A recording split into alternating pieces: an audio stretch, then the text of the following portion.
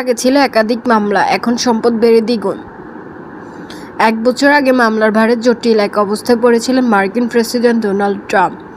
আর এখন সেই সব মামলা তো নেই, বরং তার সম্পদ বেড়ে দ্বিগুণ হয়েছে। জায়গা করে নিয়েছেন বিশ্বের শীর্ষ বিলিয়নিয়ারদের তালিকায়। ফোর্বসের মতে ট্রাম্পের সম্পদ এখন $5 বিলিয়ন, আর তিনি বিশ্বের 700তম বিলিয়নিয়ার। ভারতীয় সংবাদ মাধ্যম হিন্দুস্তান টাইমস বলেছে, সম্প্রতি এই বছর বিশ্বের শীর্ষ বিলিয়নিয়ারদের তালিকা প্রকাশ করেছে ফোর্বস। তাতে দেখা যায় 1 বছরে ট্রাম্পের সম্পদ বেড়ে হয়েছে দ্বিগুণ। এই তো সেই দিনের কথা, ট্রাম্প তখন মামলার পর মামলার মুখোমুখি।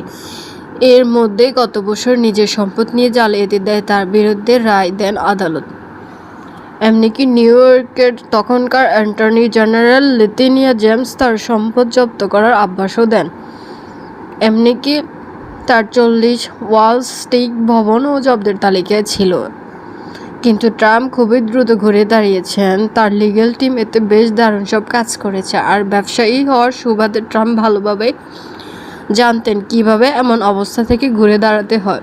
একের পর এক কৌশল প্রয়োগ করতে থাকেন তিনি, আর এইগুলোই সবই কাজে লাগতে শুরু করেন। ট্রাম্প প্রথমে সোশ্যাল মিডিয়ায় প্রবেশ করেন ব্যবসায়িক চিন্তা থেকে।